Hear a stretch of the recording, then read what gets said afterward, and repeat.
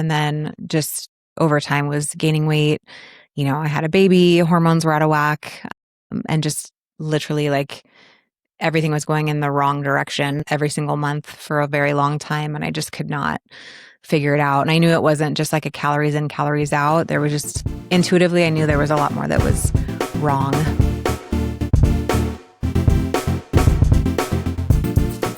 Both of you guys have undergone an impressive and inspirational transformation over the last year to 18 months. So I'm going to start with Megan. Can you walk me through it? What changed? Where are you at now versus where you were a year, 18 months ago? I mean, there's a lot to go over, so I'll try and keep it short. But basically, after having our daughter and some other stuff going on, just stuff got out of whack. I was very much inflamed. I had been seeing a naturopath, and just like food sensitivities were out of control, like leaky gut, all kinds of gut issues, hormone issues, you name it. Just nothing was working. My body ached. I felt horrible and just was miserable. And I tried literally everything, a bunch of supplements. I was obviously working out, eating healthy, you name it. And kind of as a last ditch effort, we were learning about peptides and trying some peptides, tried the retatrutide, kind of as a, hey, let's try this and see if it works. As I had lost pretty much all hope, and getting on a low dose of that combined with some BPC 157 to help with inflammation and just a couple other fun ones along the way. Taking peptides consistently, I lost over 40 pounds. All my joint pain went away. I feel better, from what people have told me, just I look happier. Well, you guys both look like fitness models now. So there's that. But has weight been something you've struggled with your whole life? No, I was naturally like always very thin, the whole, like if I just would change up my diet and exercise, I'd lose a few pounds. And it was always, I worked out because I wanted just to, get toned, and it was good for my health. I didn't necessarily work out to lose weight. And then it got to a point in my life where, as you get older, it's like I had to work out to like maintain just where I was at consistently. And then just over time was gaining weight. I had a baby, hormones were out of whack, and just literally like everything was going in the wrong direction every single month for a very long time. And I just could not figure it out. And I knew it wasn't just like a calories in, calories out. There was just intuitively, I knew there was a lot more that was wrong. And I just needed to fix it. When did your weight start being a problem? I mean, I think after you have a baby, it was like, you have a baby and you're like, I want to get my body back. I want to bounce back. And it just was not bouncing back for a long time. And a lot of it I attributed to like just stress, and we moved and we opened a business and, kind of all those factors. But there was just a lot more going on underneath the surface, I think. Yeah. I mean, stress is a factor in a ton of things, obviously, but it was essentially post-baby that most of the problems started. I think so. Yeah. Well, I mean, I read a stat that said like 76% or 75% of women after having a baby keep on like 5 kilograms. So that's like 12 pounds of weight. Like just 76% of them do that. So it's not an isolated incident, even though every single woman you talk to feels like it's an isolated incident to them. Madi, what about you? Your transformation has been just as dramatic, I feel like. Yeah, so I've always been into running mostly, and just, since work opened in 2015, incorporating metabolic strength training. And very similar to what Megan said, I had my daughter in 2022. And then when she was one, got pregnant with my son. So he was born in 2023, and just having 2 babies back to back and everything that goes into that, I never really lost the initial weight from my daughter. And then with my son, at 7 months pregnant, I weighed the same amount as the day my daughter was born. So I gained significantly more weight with my son. And part of that was because I never really lost enough of the weight that I gained with my daughter. And at that same time was going through a very intense period of just stress and depression. I had lost 3 incredibly important people in my life. In fact, my dad passed 3 days before I found out I was pregnant with my son and 8 days before my daughter's first birthday. So it just was a very, very hard period of time. And I was exercising, but not really. There was no intention to anything I was doing. It was just like, okay, I'll just go run today, or I'll just go take class today. And there was no motivation or drive. It was just movement, because I know that for me, movement is very important, and it helps a lot with my, mental status. And that was really all it was doing. And there was no real plan with nutrition. It was like, okay, I know I need to get enough protein, enough of this, that, but I wasn't trying to dial anything in, just because I didn't have truly the capacity to take care of anyone, or to take care of myself with taking care of two littles. And kind of got to a point where I was, not that like had given up, but it was just like, okay, well, this is just how I'm going to be for, I guess, ever. Like, literally got rid of all of my jeans before I got pregnant with my kids, and like, okay, we'll just like, this is our size now. And then similar to Megan, was like, okay, I have to make a change. Like, I can't just continue down this path, because this path is really dark for me. And if I don't make some sort of change for myself, I'm just going to stay stuck for however long.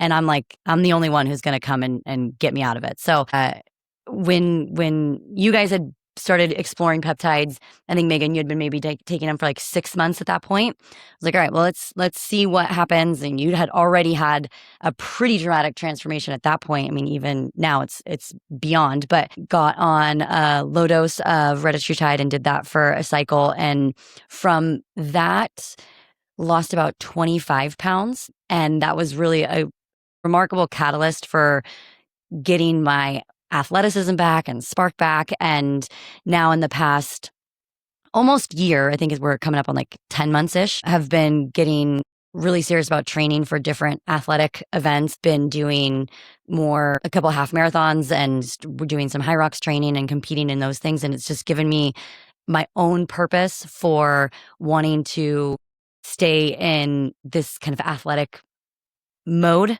if you will, and just continuing to really see what my body is physically capable of from a performance aspect. And really, the past few months, not focusing on aesthetics and how things look, but like, how fast can I run, or how heavy can I do this, or how quickly can I get to 100 wall balls, or whatever it is. Yeah, performance, and just focusing there. And I feel like that has actually been a bigger catalyst for change, because now it's like my body's responding to the work, instead of trying to respond to like how I want it to, like, manipulate it to how to look a certain way. You guys hit on a ton of things. Megan, you said you were down like 40 pounds since you started kind of trying new avenues, specifically through the peptide route and other things. What's your total weight loss? It depends on where you measure from. Oh, that's true. Let's say at what you would title like your worst, right? Or you're like, where you like, you like. Mm-hmm. Yeah, I would say like about 35 pounds. Okay. And for reference, neither one of you are that big of people. Like 30 pounds on me is a lot different than 30 or 40 pounds on your frames. Like, Maddie, how tall are you? I'm 5'4". 5'4" and a half? Ish. Okay. 5'4". We're Megan, rounding up. How tall are you? I am also 5'4"-ish. Ish. Okay. So we're gonna say 5'4". That's what we're going with. But again, that's a big percentage of your overall body weight, on a really big frame. It's like, 30, 40 pounds. Like, yeah, you slimmed down. For both of you, it's a visually dramatic transformation. And you guys both hit on kind of two different aspects. Megan, I think you hit more on like a little bit of the hopelessness of like, I am at wit's end and I still can't do anything. And Maddie, you hit on like identity and how it changed your actual identity. And then, and both of those are super powerful. And so more than physically, Megan, when you started noticing a change after how many years of not having a change, when you started noticing a change mentally, what started to happen with you? I mean, I think, well, we're married, so I'm sure you could answer this question too. Yes, very well. But I want to see what you say. I think I didn't realize how complacent and just like, I just was like not happy. I wasn't in a quote like depressed state, but when you look one way and are used to feeling a certain way, and then you're not, and you just kind of get to this point where, again, like Maddie said, I'd thrown away like my favorite pair of jeans. Like, I'm never going to wear these again. Why do I even have them? Like, it's pointless. And that was an expensive mistake, by yes, the way. Now I know, but we're rebuying. We are. It's great. Yay. The write-off. We'll talk about the hidden costs of peptides later. But I just, it's like I kind of wake up, I go through my day, and I don't think I realized how unhappy I was until stuff started to turn in the other direction, because I was completely hopeless, and I had spent thousands of dollars on, doctors and supplements and treatments and cleanses and you name it. And it was just like, I'm just going to accept the fact that this is how I'm going to look. And I wouldn't get on the scale because it was only going up. And I just felt like I couldn't do anything to like turn it around. And yeah. And I'm going to interject because I did have a front row seat to all that. And so I would say that there was a time where you were hopeless, and you have never been huge on the Western medicine route. So you weren't trying normal avenues. So give us a couple ideas of things that you have tried, because I bet there's a lot of women out there that are in your same route that aren't going the Western medicine route, that are probably trying some of the things you are and getting stonewalled. Yeah. I mean, I had all my blood work done, and my testosterone was like negative. It was completely gone. Again, I had like leaky gut, all kinds of gut issues. So I knew I needed to work on gut repair. Just kind of hormones in general were off. I was exhausted all the time. So the main things I did were I just took a lot of supplements. I had like a whole dietary protocol to heal leaky gut. It was like 6 months. I could have like 10 things. Like, I was allergic to everything and had to do a full gut reset. So I did that along with supplements. I did some testosterone therapy, which, it was like, hey, and maybe for some people it does work, but, it's like, this is going to work. And here's some progesterone to take at night. And here's this. And even after like 5-6 months, I'm like, I don't feel any different. I still am tired. Nothing was working. So it was like the hope of like, okay, I'm going to try this thing. And then it wouldn't. My gut did get better, and that was a lot of work. And a lot of supplements to take. Yeah, but and I think it's important too to like actually put a label, and people say hormones are off. Like, it's scientifically proven that when your estrogen starts to deregulate, essentially, your sensitivity to insulin changes, and when your sensitivity to insulin changes, that throws a lot of things off in your body. And we'll dive into Retta at some point, but that is one of the things that Retta fixes right away is your insulin sensitivity. And that starts to unlock a whole lot of things within your body. And so when we talk about hormones, like, that's specifically one of the things that starts to degenerate, that starts to deregulate as you age and as you guys start to inch closer and closer. I'm only 23. I don't know what you're talking about. 23. But if you theoretically were older than that, and if you theoretically were getting close to perimenopausal age, theoretically, those things would be degrading. And so I think that there's so many women out there that feel like they're on this island of, this is just happening to me right now. And then no one actually talks about it amongst themselves to realize every single one of us is going through some version of the same exact thing. And so, Maddie, I know you didn't really touch on trying a lot of the different things that Megan did, but what were you trying to do, or were you trying to do anything before you started Retatrutide, before you started a couple of things that started working? Or what was your plan basically when you were, because you were dealing with a little bit more than Megan. You touched on a lot of the mental aspect of it. And so I would say, even if your hormones were perfectly stabilized, that massive amount of stress on your body is going to cause a reaction regardless of hormonal status. Yeah, I wasn't trying to do anything. I was honestly just like trying to survive from where I was. So obviously with COVID in 2020, we had a business in California that essentially got shut down for a while. That was a huge stress and kind of kicked off everything. The next year, lost my best friend to postpartum depression. 6 months later, I lost my brother to testicular cancer. And then 6 months later, my dad had a heart attack.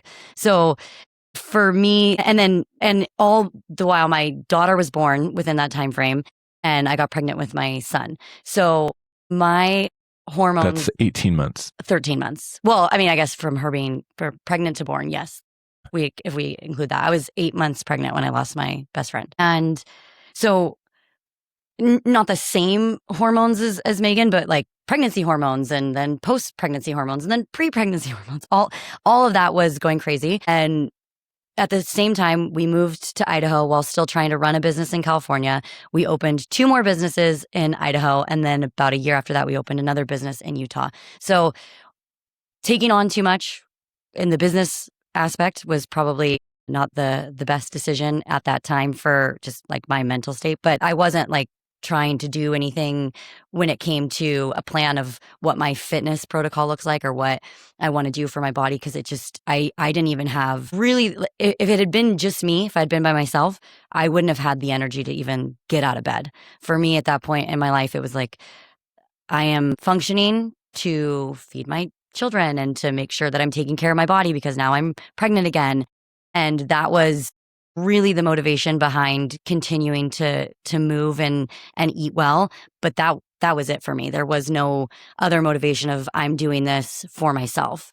And so after my son was born, again, with breastfeeding and all of that, still trying to make sure that I'm caring for him. But it wasn't until he was about 1.5 that I really was like, okay, I need to actually get myself back. Otherwise, I'm not going to be the mom that they deserve. I'm not going to be a good wife to my husband. I'm not going to be a good partner to my business partners or just person in general. I knew that if I wanted to be just better in general, that all starts with me. And so that was really when it was probably March of 25. So last year, where I was like, okay, we need to, or maybe, sorry, March of 2024, where I was like, okay, we need to start actually getting our life back. And so that's when I started to try to develop a little bit more of a plan for myself when it comes to how I'm exercising, how I'm eating. And then I would say after 6 months of that, that's when I started to incorporate some peptides. And that really was, I think, taking the work I had already been doing and just took it to the next level and allowed me to really just dial in and focus and get back to where I am now. All right. Well, we took a quick break because Maddie was roasting. And so we had a quick little outfit change. And we are back now for round 2 and following up on what we've already been discussing. And that's the amazing transformation of both these ladies on the other side of me here. And to recap, both of them post-children, 23 years old each, and is struggling with weight, struggling with some depression, with identity, and eventually have managed to lose between like 30 and 40 pounds each and have completely transformed their bodies, their minds. And so we're kind of delving into the changes that have been made and hopefully showing other people out there that you don't have to accept where you're at. This isn't necessarily a natural progression that you have to passively just endure, that there are ways to actively and aggressively kind of fight against it and change your body, change your mindset and everything else. Maddie, you had just finished up with a lot of what you had kind of gone through in this like really condensed 18 months. And you had mentioned that, you started Retta and that was kind of the catalyst that got you going. But there's also a stat out there that I think it's like more than 60% of people that stop doing Retta or reduce their dose of Retta go back to where they're at. And that comes back to lifestyle. And for both of you guys, knowing you for as long as I've known both of you, lifestyle has been in there and that's been the foundation. And you guys both have had a great foundation for a really long time, longer than I've known both of you. And Retta stacks on top of that. And Retta is essentially like a supplement that helps get you going. And without a good foundation, as soon as you get off of Retta, it's not going to just continue to change your life forever. And so that's really a testament to what you both have done. But I think that the catalyst, and I think using Retta to get over this plateau has been super helpful. And so I want to go into the psychology that each one of you had getting on a type of GLP-1, because there's a lot of misconceptions out there. There is a lot of fear out there. There's a lot of bad information out there. And frankly, there's a lot of people that are scared to try it. And so I want to get each one of your takes, starting with Megan, on any reservations you had starting Retta, GLP-1, external pressure, peer pressure, anything like that you felt before you started? I think, the first like peptide that came out, you'd hear of like Ozempic, and there was a lot of fear around that one for me. So when I was like, oh, there's this other one, I was like, no, like I tied it to Ozempic, which I was not a fan of, just from what I had seen out there. But again, Jeff, you had done a lot of research already on it, and as kind of like a last ditch effort. But there is a lot of like stigma around it. And working in the fitness industry, I didn't want anyone to think I was cheating. Like, oh, like you're supposed to just eat healthy and work out and everything's going to be perfect. And now but you're a cheater, like you're fake because you're taking this GLP-3. And so I didn't tell anyone for a really long time, and just kept it to myself. And people were like, gosh, wow, have you lost weight? You look different. And I was like, yeah, just working out, just eating healthy. And, because again, I was still processing everything on my own and doing my own research, but I definitely, I felt better, and I was losing weight, and I was sleeping, but like all these things were kind of lining up. So, the stigma around it, at some point I just kind of had to let go. And it was one of the things where I'm like, well, if this is helping me, this is going to help a lot of other people. And so I just have to let it go of like what people are going to think, or, the judgment of other people, because no matter what, you're going to get it, no matter what you do. So I was like, I don't really care. Like me talking about this, if that helps one other person, it's going to be worth it. So, putting it out there on social media and talking about it, and, it gave other people the bravery to kind of be like, I'm feeling the same way, and oh my gosh, Right. like, can you help me too? And yeah, you become a sympathetic figure. When you started Retta to when you started talking about it on social, how much time was that? I think it was like 8 or 10 months. It was a while. Okay. I feel like. Okay, so it was a while. Did you openly get anyone saying anything to you, or like snide comments or anything like that? Or Not to my face. Everybody just behind your back? That sounds Well, yeah, about right. maybe. I don't know if Yeah. it was behind my back. But how many nothing. people, when you first, like, let's say that first social media post in the first week or two, how many people reached out to you after you said something? Oh my gosh, 10 to 15 people, which, I don't have like this massive account. It's just my friends and stuff that follow me. So to have that many messages like, oh my gosh, I'm going through the same thing. Where did you Right. start? You could tell there's a desperation Yeah. from other women that are needing some sort of guidance. Maddie, what about you? From when you started all that, and I guess before you started, did you have reservations? Where were you at? Oh, I had massive reservations, because I just, from my experience with everything that happened in 2020, I became the ultimate conspiracy theorist, and was like, I'm never letting anyone inject anything into my body ever again. Just, it's not happening. So I was just a hard no. I think we maybe even had a conversation about it, and I Yeah. was like, no, I'm good. And then, I obviously trust you guys a lot. Megan, once I found out that you had been doing it for a while, I was like, okay, like she's Alive. She's alive. She's good. She's healthy. also a conspiracy theorist. Who's like also a myself. conspiracy theorist. Yes, exactly. So I felt better then, and did my own research, felt better then, found out more about where we were sourcing it from. I know who where we get them from, and have literally been to the lab. So felt really good about that. And just much, much better understanding of where the peptides are coming from and how they are made and manufactured. And that gave me a lot more peace in doing it. And so, but I did. I had a ton of reservations at first. Now I have none. Yeah. No, I mean, Like, just but inject again, me with anything. I mean, you guys are special, but you're not special. And so you guys being in the industry, and you still had this many reservations about it. And some of it was from a lack of knowledge, right? Some of it was from older versions of the GLP-1. Some of it is from looking at all the ways it's been abused. And that's still a very real thing. And so, Maddie, from the time you got on Retta, and how long did it take you to actually tell people that openly that, yeah, this is what I'm doing? So I started Retta in October of 25. And then I, put like a post out that, about it in end of January of 26, like 12-ish weeks. Okay. So I hadn't even finished like a complete cycle of it. Did you get anybody talking sideways about you? No, Like, not to my face, but I'm positive that there was some chatter. Yeah, some.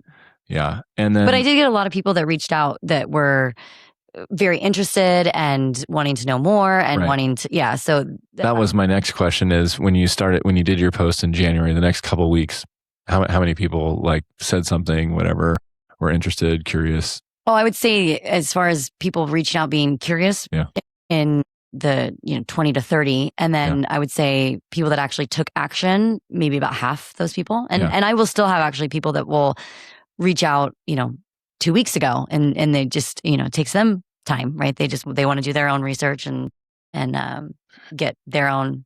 I mean, so between the two of you, that's 50 to 60 people that felt like they got permission to like reach out and say something just because you guys decided to say like, hey, this is what we're doing, And I think that's from someone that has been helping other people with peptides for a little bit. That's probably one of the hardest things to see is like, okay, here's someone that definitely could benefit from this or really does need a little extra help. And they're just like, cannot get over the peer pressure. They cannot get over what are people going to think about me, blah, blah, blah, blah, blah.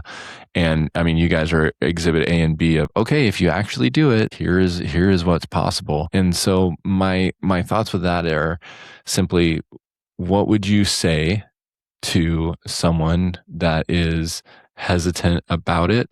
And what advice would you give them if they're considering it, Megan? I mean, first and foremost, do your own research.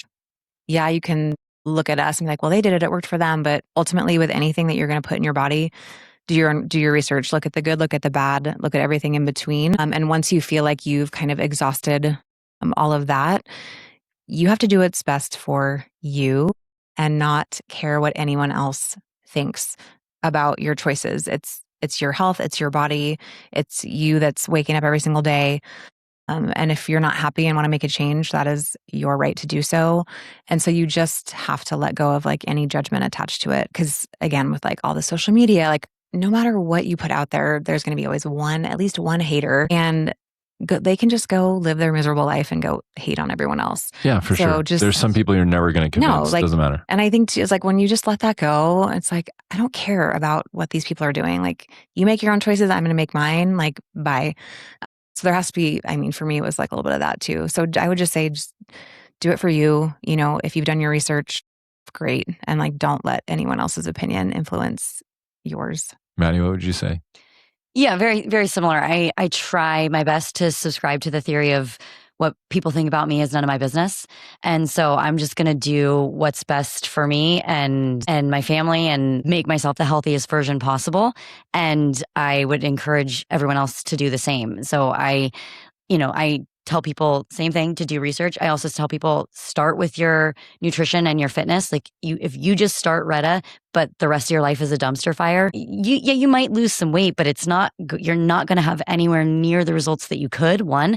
And two, when you stop, you're just going to gain all of it back. So there has to be a lifestyle change. Like it always has to start with your diet, your exercise, the way you move, and then having these additional supplements and peptides to help get you over those hurdles where you're stuck. If you have been exhausting all different efforts and trying all different things and you're still not seeing progress, then this is definitely something to see what you can unlock in your body. But if you eat fast food every night, well, let's start there. Let's see what we can change there. And that's the thing, right? And this is what I tell people is that Retta is not the solution. Retta is the catalyst to get you where you need to go, but you need to be doing all the other things first. It's a different form of pre-workout and protein and creatine. It's like a super form of a supplement that's going to come alongside your training and your diet and help you get to where you need to go. But it's not going to give you muscle. It's not going to give you stamina. It's not going to give you any of those things. You have to do all that hard lifting, heavy lifting by yourself. And this helps unlock your metabolic potential, but it doesn't transform your body by itself. It's you doing all the things you need to do in conjunction with Retta. And that's a message that I don't think is out there enough. It's not sit on the couch and give yourself a shot and just sit back. It's just gonna come to you. You have to go out there and still strive for it all the time. The last thing I want to kind of touch on is your identity. And I want to touch on what your self-identity was when you were at your lowest. And I want to touch on where your identity is currently at and how you see yourself now. And Maddie, I'll start with you because I start with Megan the whole thing. Oh man, I thought I was going to have some time to think about it. At my lowest, I don't even know that I had an identity. It was a brokenness that I truly felt like nothing would heal. And now I would say I try to identify as someone who motivates through movement. I try to bring out the best in others by being the best version of myself. And that's really what I strive to do every day. I would say that just looking at you now, your identity now is someone that you have some pretty big goals, and you're shooting among the top performers there in a lot of different competitions. And I would say that you've gone from what you were talking about, just trying to survive and just trying to make it, and just I'm working out because this is what I'm supposed to do. You are leading from the front and showing people what's possible. And I feel like you're pushing your own boundaries and your own physical limitations more than you ever have. And it's like, you can do it and you can do more. When I look at you, there's like this unshakable self-belief of I can do this. And I think anybody that knows you right now can see that. And so, I don't know, it just seems like you've got this confidence since I've known you, this confidence that's like, I've never seen that. And that's not from Reddit or whatever. That's just from seeing what you're capable of and knowing, okay, I'm 23 years old now, and I'm doing more than I've ever have in my whole life. And I never thought I could get back to a performance aspect of where I'm at now. And I think for you, being able to stack all these crazy workouts together and be like, whoa, I'm still pushing. I haven't found my ceiling yet. I think it's giving you this new life, and you're just pulling all these other high performers along with you. So that's my assessment of your own self-identity, if you wanted to know. But that's just what I see from you. And it's been, in just a short amount of time, it's been a pretty radical transformation there. Megan, what about you? Where did you see yourself? What did you see yourself as? And what do you see yourself as now? Gosh, I think prior it was just getting through the day and like slapping a smile on my face and going out into the world and trying to be a good mom and to do my best and get my workout in and check all the boxes. But underneath that, I just felt miserable and had lost that person who I was before I had our daughter. And even though I love being a mom, it's the best thing in the entire world. But there was definitely kind of like I had lost that person who I was before, and I had to fake the joy a little bit to kind of, oh yeah, everything's great. And it just really wasn't. But you want to get through the day and like not walk around just like a total downer all the time. So it's like, you gotta fake it till you make it, I guess. Attitude a little bit. What about now? Still faking it? I'm still faking it. Yay, I'm so happy, Jeff. No, I think when your body isn't in pain, you feel better. So it's like, A, I feel better. B, losing 40 pounds. It's really fun going shopping. Right. No, I was hoping you'd keep going. I was hoping you'd touch on this. Well, I have more to add to this. I had more to add to Maddie. Go ahead. I mean, Jeff, for being a straight man, likes to go shopping with me, which is great. Go. And pick out outfits. And it was like my version of torture was going to the mall and trying on clothes. And it was like, what shirt can I pick out that's going to cover my belly and like make me look somewhat decent and feel okay? Because I just was crawling out of my skin. So I hated it. I would wear like the same 2 shirts every day. And like, I loved winter because I could put on a sweatshirt and just kind of like hide under that. So now to like go out and, like, oh my gosh, I'm this size now. Like, and to put on, like, I've had to sell all of my old clothes that don't fit. And I'm like, I'm not ever going to wear these again. Like, these are the big clothes now. The big clothes. Like, and because you sold the small clothes, now we're selling the big clothes. Now we're selling the big clothes. So this is the last transition of wardrobes we're doing, by the way. I'm just going to put that out there. We can't afford another transition. No, but I got nice stuff and I don't want to ever not fit into it again. Yeah. But, as I'm not going to say like shallow, but it's like, oh, I fit in like all these clothes. But me, again, seeing you and seeing how much happiness it brings you to be able to fit into an outfit, to be able to fit into a swimsuit, and just the self-confidence that you have gained in the last year and a half from the outside looking in is tremendous. And where Madi has had all this crazy confidence building in like her performance and all this stuff, you've had it in like what you're able to wear, what you're able to feel good in again. And like, oh my gosh, I never thought I'd be able to wear this again. Or, you know, to your point is when we go out shopping, it's not this dreaded experience anymore. It's like, oh, I can wear that. I can wear that. And, you know, as shallow as that may seem to some people, that is an identity of like, I am not this person anymore. I'm this person that can fit into this and I can wear this. And it's like all the transformation shows that have been on TV, like whether it's a weight loss show or just they take someone that's just like frumpy and they cut their hair and, you know, like take their glasses off. Like put contacts in and like give them a new outfit. And they're like, wow, like I lost this person. So I don't want it to come across shallow. Like I love shopping. No, but this is like, there's studies out there that when you see physical evidence of yourself changing, it changes who you think you are. And then you start to create this positive feedback loop. I see myself as this, and now I am this, and now I become this, and then it's just a self-fulfilling prophecy. And you guys are walking examples of that. And I really hope that you both get like some kind of fitness model gig, because it'll save all of us a lot of money if you guys could get sponsored by some kind of fitness wear, active wear apparel. Biore, please. Biore. So anyways, we are in a unique position where a lot of people look to us for guidance, and we're in this unique position of being leaders in our small community when it comes to health and wellness. And there's this whole new aspect that has come out called peptides, and it's a scary thing for a lot of people. It's an unknown thing, and you guys have both very successfully navigated it and haven't relied on it to do anything more truly than give you the catalyst to get back to, I think, where both of you really felt like you should be all along. Like, I think when you both look in the mirror now, you're like, okay, this is what I'm supposed to look like, not whatever version that was. Like, this is who I've always pictured myself as. And I think there's a lot of women out there that want to get there and just frankly haven't yet. And so my hope is that hearing your guys' stories and what you guys have been through and how quickly you've been able to make that transformation really can inspire some people that are on the fence about it. So thank you very much for your time. Appreciate both of you. Of course. Welcome. Okay, bye. Bye.